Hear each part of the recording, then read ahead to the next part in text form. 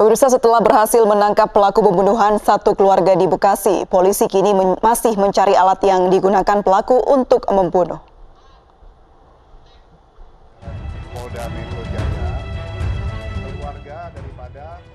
Di Bekasi berhasil ditangkap Haris Simamora yang tak lain merupakan adik sepupu dari korban perempuan tega melakukan aksi kejam tersebut lantaran sering dihina dan dimarahi oleh korban. Padahal pelaku sering menginap di indekos milik korban karena pernah menjadi penjaga toko dan indekos. Pelaku tertangkap setelah polisi berhasil menemukan mobil korban yang hilang di daerah Cikarang yang dekat dengan kediaman pelaku. Dari pemeriksaan mobil tersebut, sejumlah barang bukti mengarah ke HS sebagai pelaku. Kini polisi tengah mencari linggis yang merupakan alat yang dipakai pelaku untuk membunuh korban. Linggis tersebut dibuang pelaku di daerah Kalimalang, Bekasi. Untuk mempertanggungjawabkan perbuatannya, polisi akan menjerat tersangka dengan pasal berlapis, pembunuhan berencana dan pencurian dengan kekerasan yang menyebabkan kematian. Haris pun terancam hukuman mati. Kejadian bermula saat HS berkunjung ke rumah korban pada Senin lalu sekitar pukul 9 malam. HS dan korban di Perum Nainggolan terlibat adu mulut. HS kemudian menghabisi di Perum dengan memukul kepala menggunakan linggis. HS juga melakukan hal serupa kepada Maya, istri di Perum. Kemudian kedua anak korban, Sarah dan Arya Nainggolan, sempat terbangun. Pelaku pun mencekik kedua korban hingga meninggal dunia.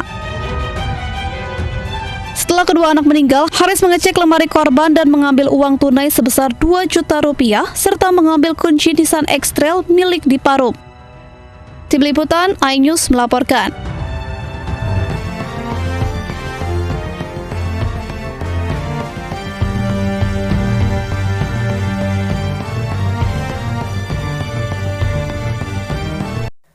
Dari ilustrasi dan penjelasan tadi, dapat kita analisis bahwa di dalam hukum pidana Islam, setiap pembunuhan yang dilakukan dengan perencanaan, tidak peduli apakah rencana tersebut disiapkan secara matang dengan baik atau tidak. Yang jelas, pembunuhan tersebut sudah direncanakan. Maka yang demikian itu termasuk ke dalam jarimah qisas dalam bentuk pembunuhan disengaja.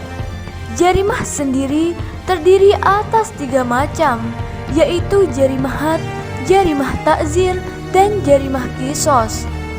Adapun jarimah qisas sendiri terdiri atas 5 macam. Yang pertama yaitu pembunuhan disengaja, yakni pembunuhan yang dilakukan dengan perencanaan.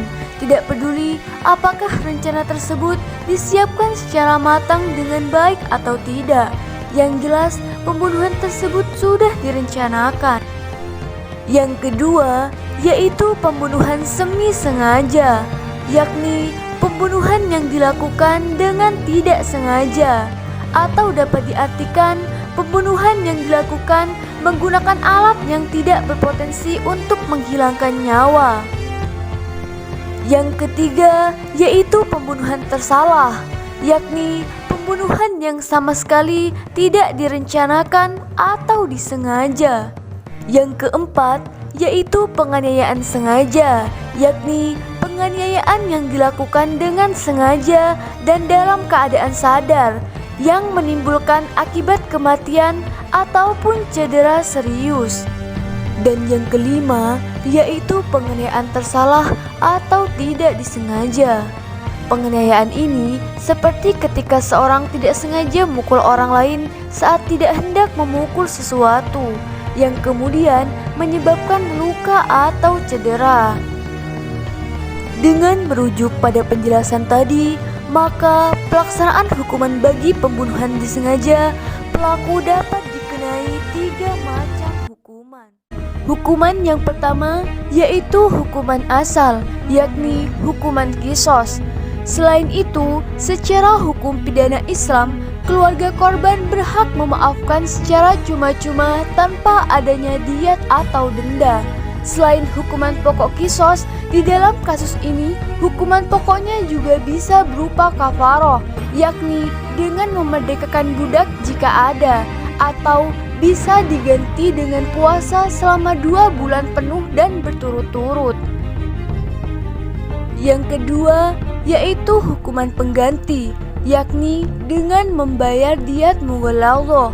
Pelaku dituntut untuk membayar 100 unta bagi pelaku laki-laki yang merdeka.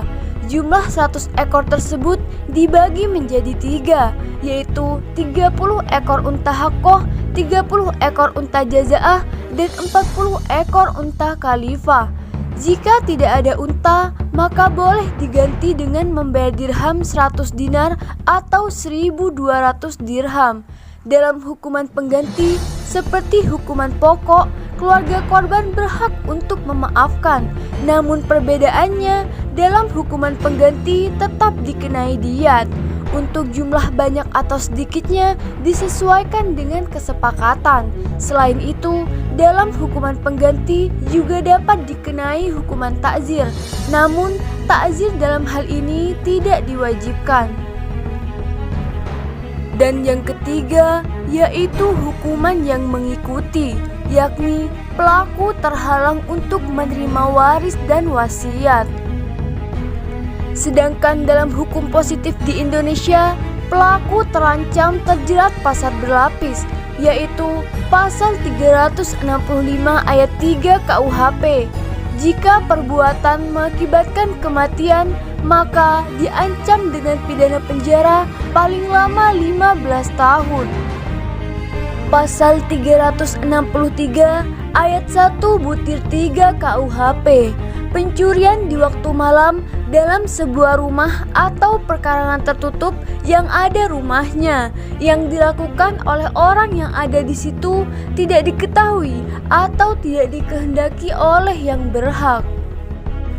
Dan pasal 340 KUHP, barang siapa dengan sengaja dan dengan rencana terlebih dahulu merampas nyawa orang lain, diancam karena pembunuhan dengan rencana dengan pidana mati atau pidana penjara seumur hidup atau selama waktu tertentu paling lama 20 tahun.